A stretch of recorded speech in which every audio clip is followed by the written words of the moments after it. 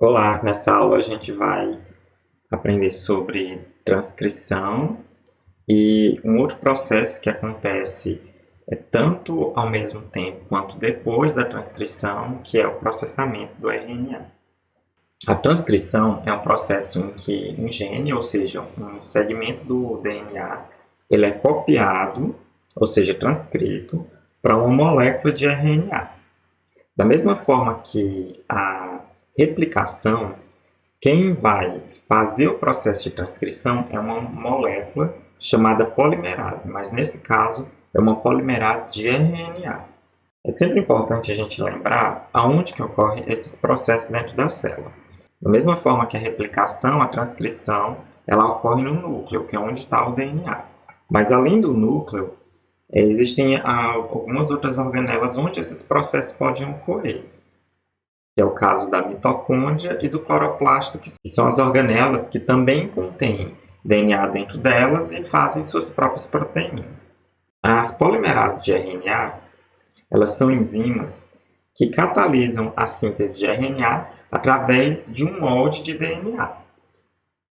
Mas nesse caso, ao contrário das polimerases de DNA, as polimerases de RNA elas não necessitam de um iniciador, ou seja, de um primer, para colocar os primeiros nucleotídeos nessa cadeia que está crescendo. As polimerases do RNA, assim como as polimerases de DNA, existem vários tipos diferentes. No caso da polimerase de RNA, existem 3 tipos nos eucariotos e um tipo nos procariotos. A polimerase dos procariotos ela é uma enzima que contém 2 partes que a gente pode separar em núcleo enzimático, que é a parte que vai fazer a polimerização dos nucleotídeos propriamente dita, e o fator sigma, que vai funcionar como um fator necessário para o reconhecimento do início da síntese do RNA. Porque como a molécula de DNA é muito grande, quando um determinado gene precisa ser transcrito, ele precisa ser ativado primeiro. E quem vai ajudar a enzima a reconhecer o início desse gene vai ser o fator sigma.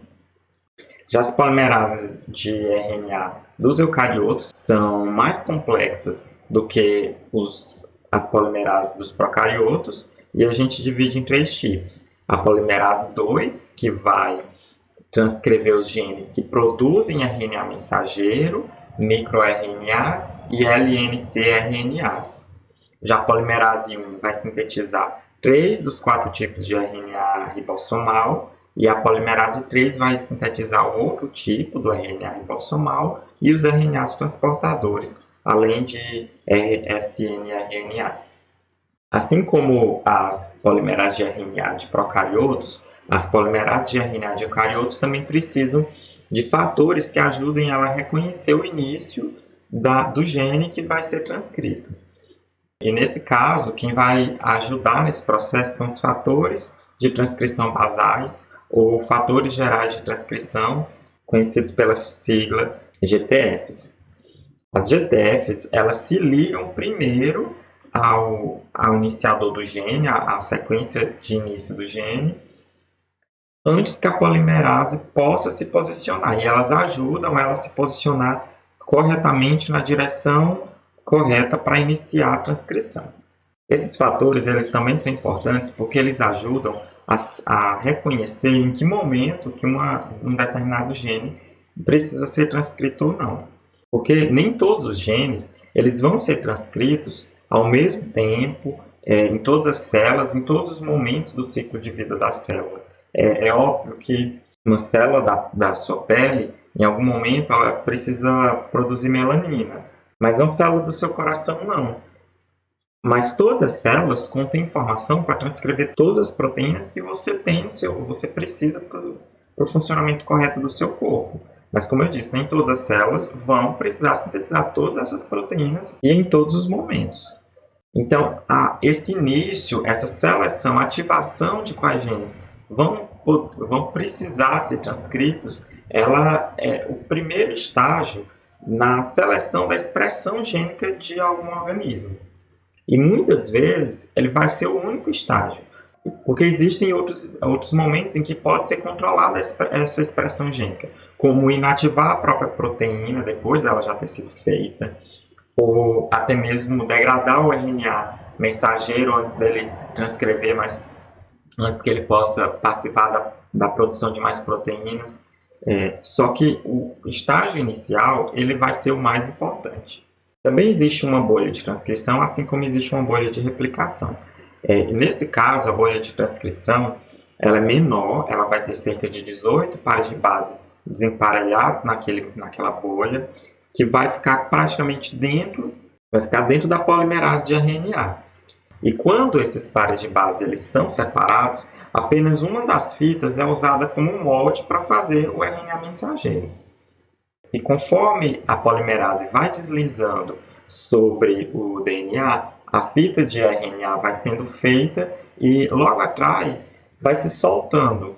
Então, conforme ele vai se soltando e a polimerase vai passando pela fita, atrás o DNA volta a se emparelhar e restabelece as pontes de hidrogênio e volta àquela estrutura tridimensional em hélice que a gente sabe. Agora eu vou explicar alguns termos que a gente usa sobre o processo de transcrição e que são importantes vocês saberem. O primeiro deles é a unidade de transcrição. A unidade de transcrição é uma sequência do DNA que vai ser transcrita em uma única molécula de RNA. Ela tem um início e um término, uma região em que é reconhecida como o iniciador dessa unidade e uma região que vai indicar que aquela unidade deve parar de ser transcrita. Nos eucariotos, a unidade de transcrição, em geral, corresponde a um único gene, ou seja, o único gene tem o seu começo e seu final. Já nos procariontes, uma unidade de transcrição pode conter mais de um gene. Então, entre o seu início e o final, vai ter vários genes intercalados ali no meio. Esse RNA produzido por essa unidade de transcrição que contém vários genes é chamado de policistrônico, porque ele contém vários cistrons, que são essas unidades que depois vão ser traduzidas em uma proteína. Vocês também não podem esquecer, como eu já disse, apenas uma das cadeias do DNA é usada como molde para se fazer o RNA. Então, a cadeia que é usada como molde, a gente chama de cadeia molde, enquanto que a outra cadeia ela é chamada de cadeia código. E ela é chamada de cadeia código porque ela tem a mesma informação que o RNA produzido pela cadeia molde tem. Que é óbvio, a diferença vai ser que tem uracila ao invés de timina. Onde teria timina no DNA, vai ter uracila nesse RNA. Então, aqui nesse exemplo, se a fita de baixo em azul claro é uma cadeia molde, você pode notar que a fita de cima, que é a cadeia código, ela tem a mesma informação que o RNA produzido a partir da cadeia molde. Então, aqui, ó, CCAGT e aqui CCAGU. Então, na posição onde tem um T na cadeia código, tem o U na cadeia de RNA. A cadeia código e a cadeia molde, elas não são fixas para todos os genes. Então, em um gene específico, um segmento pode funcionar como cadeia molde, para outro gene, a outra fita, que seria a código do primeiro gene, vai funcionar como fita molde. Então, aqui, ó, nesse segmento de DNA, aqui a gente encontra 3 genes, mas para o primeiro gene, a fita de baixo funciona como cadeia molde. Já para os outros 2 genes, a fita de cima vai funcionar como cadeia molde. E nesse caso, reparem, a polimerase de RNA vai deslizar sempre na direção 5' e 3' do RNA que está crescendo. Então, ela vai vir da esquerda para a direita nesse caso e da direita para a esquerda nesses outros 2 casos. Ela pode ir em ambas as direções, mas sempre do 5' para o 3'. O primeiro nucleotídeo que é inserido na cadeia de RNA que está crescendo pela RNA polimerase é chamado de mais um. Então, aqui ó, nessa figura, vocês podem observar o mais um aqui. Esse é o primeiro, onde vai ser inserido o primeiro nucleotídeo. E a partir daqui, ela vai inserir o nucleotídeo mais 2, mais 3, mais 4. Nessa direção, a gente chama de ajusante, ou também em inglês downstream, que é mais comum vocês verem essa palavra. Então, nessa direção, a gente diz que é a direção downstream. Para trás, a gente numera os nucleotídeos com números negativos. Então, vai ser -1, -2, -3, -4, a partir do +1. E nessa direção do +1 para trás, a gente chama de a montante ou upstream. E tendo esclarecido essas nomenclaturas, vamos agora ver as etapas da transcrição, do início até o término. Existem algumas diferenças entre a transcrição dos procariotos e a transcrição dos eucariotos. Então aqui a gente vai destacar quando eu estiver falando de uma ou quando eu estiver falando de outra. Na iniciação dos procariotos, a RNA polimerase ela só vai se ligar ao DNA quando ela encontrar uma região promotora. Nesse momento, a aloenzima, que é o núcleo da enzima, mais o fator sigma juntos, ela se liga nessa região promotora e vai promover o desemparelhamento da dupla fita de DNA, vai abrir e criar a bolha de transcrição. Essas regiões promotoras, elas são regiões que contêm sequências específicas de alguns nucleotídeos em posições bem fixas, bem determinadas. Um promotor bacteriano bem típico são duas sequências posicionadas nos nucleotídeos -10 e -35. Então, aqui, como vocês podem ver na figura, aqui tem um elemento -10 e um elemento -35, que são duas regiões que são comuns aparecerem nesses promotores, nessas regiões iniciadoras, ajudam a polimerase a se posicionar no local correto, com o seu início aqui na posição +1, com o seu ponto de início, onde vai ser iniciada a síntese, na posição +1, aqui no nucleotídeo +1. Essas regiões de consenso, elas não precisam ser exatamente iguais em todos os promotores, mas elas têm geralmente umas características que tornam elas muito parecidas. Então, como vocês podem ver, aqui cada uma dessas linhas representa uma região promotora de um gene. Aqui em azul está destacado o +1, então aqui nessa posição vai ser onde vai ser sintetizado o primeiro nucleotídeo do RNA que está surgindo. E aqui nessas posições que estão destacadas, vocês podem ver uma semelhança muito grande entre eles, que ajuda a polimerase a reconhecer que essa região aqui vai ter um RNA a ser transcrito a partir desse ponto. Então aqui é um gene, o início de um gene.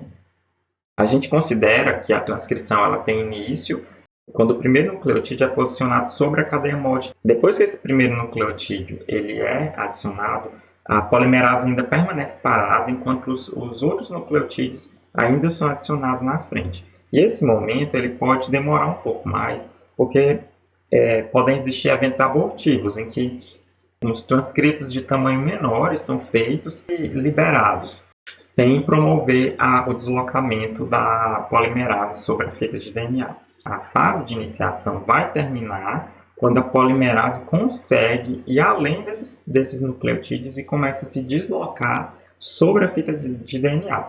Aí, a partir desse ponto, a gente chama de fase de alongamento. Na fase de alongamento, o fator sigma ele vai se soltar do restante da enzima e a polimerase vai deslizar sobre o DNA, colocando mais nucleotídeos na fita de RNA que está crescendo. No caso da iniciação dos eucariotos, quem vai promover a síntese do RNA mensageiro vai ser a polimerase 2. E a gente vai destacar aqui como que ocorre a síntese desse RNA mensageiro pela RNA polimerase 2. Em organismos mais complexos, como os seres humanos, apenas uma parte muito pequena do DNA total ela vai ser considerada um gene que vai produzir uma proteína. Uma grande parte do DNA, na verdade, ele é não codificante ou ela vai produzir RNAs que têm função em si mesmo, que não são RNAs mensageiros, que vão ser traduzidos em proteína. E na iniciação dos eucariotos, os GTFs eles vão se ligar inicialmente ao DNA antes da polimerase. Então, algumas dessas estruturas elas vão se ligar inicialmente ao DNA para permitir que a polimerase consiga ter afinidade com aquela sequência de DNA antes que ela possa iniciar o seu trabalho. E essa associação entre as GTFs e a RNA polimerase é chamada de complexo de pré-iniciação. Os promotores nos eucariotos são ainda mais variados do que nos procariotos, mas uma das sequências conservadas é uma data box. Ela não ocorre em todos os genes, mas ela é muito comum para vários genes. É uma sequência que é rica em adenina e timina, por isso mesmo é chamada de TATA. E aqui, como vocês podem ver na figura, a TATA aqui na posição -3 do DNA, aqui chegam alguns GTFs, e só depois a polimerase consegue se acoplar aqui nesse complexo, que é chamado de complexo de pré-iniciação.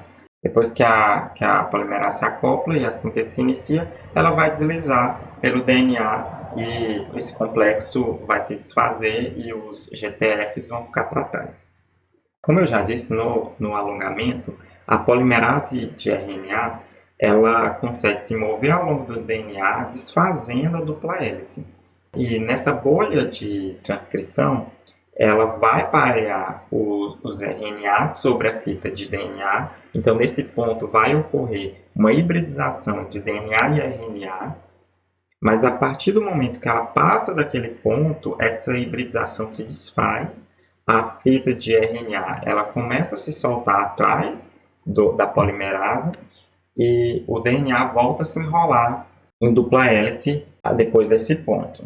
E o processo de síntese vai ocorrer da mesma forma que no DNA. O nucleotídeo trifosfatado livre de RNA vai chegar, vai perder 2 dos seus fosfatos e vai se ligar na extremidade 3'OH do nucleotídeo que já está na fita em crescimento. Quanto à terminação, o que é que vai indicar para a polimerase que ela tem que parar de transcrever aquele RNA? Nos procariotos, a fase de término ela é indicada por uma região terminalizadora. E quando essa região terminalizadora ela chega, existem 2 estratégias que determinam como que esse evento vai acabar, como que essa transcrição vai ser encerrada. E uma dessas formas vai aparecer essa molécula chamada Ru, e em outras formas ela não ocorre. Nas terminações onde Ru não aparece, é chamada de terminação Ru independente ou terminação direta. Nesse caso, no RNA transcrito, ocorre uma sequência de citosina e guanina que vai permitir a formação de um grampo, um pareamento entre essas sequências de guanina e citosina. E logo em seguida, essa sequência que forma esses pareamentos, que a gente chama de grampo ou hairpin, ocorre uma sequência de uracilas. Com a formação desse grampo, juntamente com a sequência de uracilas, logo depois, vai permitir um deslocamento, um desprendimento da fita de RNA que está sendo formada da polimerase. Com o desprendimento do RNA da polimerase, a transcrição termina. A polimerase ela pode deslizar um pouco mais para frente, mas em algum momento ela vai se soltar do DNA sem ter sintetizado mais nada. Já na transcrição dependente de Ru, quem vai ajudar a RNA polimerase a terminar a síntese vai ser essa proteína chamada fator Ru. O que é que o Ru faz? Na verdade, o fator Ru ainda não é determinado exatamente como que esse fator afeta a polimerase e o RNA mensageiro para provocar o término da transcrição. Mas existem 2 hipóteses. Ou ela empurra a polimerase para frente e assim desprende o RNA da polimerase, terminando a transcrição, ou ela provoca alguma modificação na polimerase, fazendo com que a polimerase pause e se solte do DNA, terminando a transcrição. Antes de eu falar como ocorre a terminação nos eucariotos, eu preciso falar sobre processamento, que vai ser o próximo tópico dessa mesma aula. Só que antes de falar de processamento, eu quero mostrar para vocês essa micrografia que mostra alguns genes sendo transcritos aqui imagem. Aqui em mais escuro é a fita de DNA. E aqui é o início da síntese e aqui o final. E aqui novamente o início e o final de outro gene e aqui novamente de outro gene. Vocês podem reparar que não é apenas uma RNA polimerase que está fazendo a transcrição desses RNAs mensageiros.